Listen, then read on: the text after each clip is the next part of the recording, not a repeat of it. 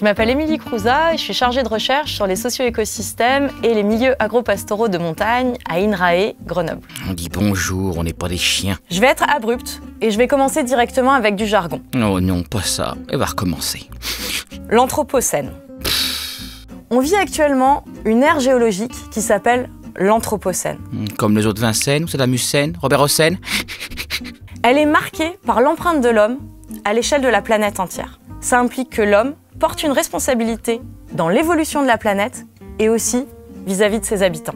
L'Anthropocène, ça engage à considérer l'homme et la nature comme deux entités dont les destins sont liés et qui sont finalement indissociables. Comme moi les croquettes. Et moi, dans mon travail, j'aborde cette grande question par un petit focus qui se concentre sur les déterminants de la coévolution des systèmes d'élevage à composante pastorale en montagne avec celle des milieux et des végétations spontanées associées.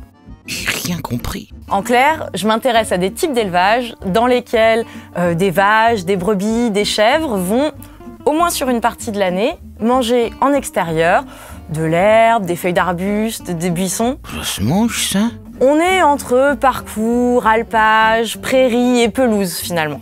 Rien que d'y penser, j'ai la gerbe. Et pourquoi c'est intéressant d'étudier ces systèmes d'élevage par rapport à la grande question de l'Anthropocène? Je sais pas, moi, ça c'est ton boulot. D'une part, parce que ces élevages produisent de la nourriture pour nous, les êtres humains. Par exemple, du picodon, des tardons, du reblochon, l'agneau de Sisteron. Oh, les croquettons. Et donc, du revenu pour les éleveurs et les filières de transformation.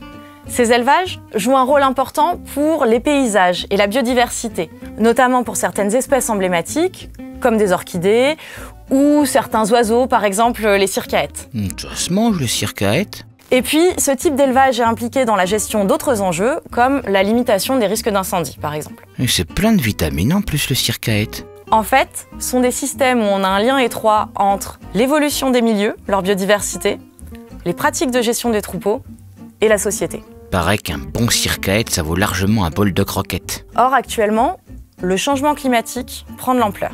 Températures plus élevées, fonte des neiges plus précoces et des sécheresses plus fréquentes. Tout ça vient impacter les milieux et potentiellement les fragiliser. Pas sûr. Le changement climatique, il peut aussi modifier la manière dont les troupeaux sont gérés pour s'adapter aux nouvelles conditions environnementales. Et puis, il ne faut pas oublier qu'il y a bien d'autres facteurs de changement qui affectent ces systèmes.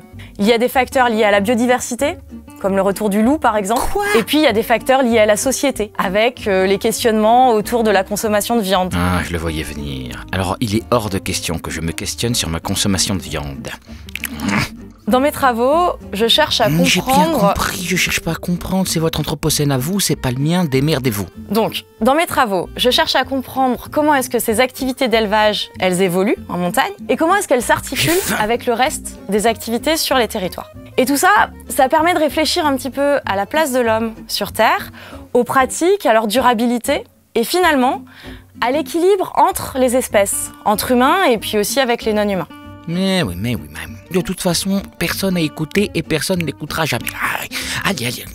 Tant qu'il y a un Anthropocène qui remplit ma gamelle, tout va bien, ne changez rien.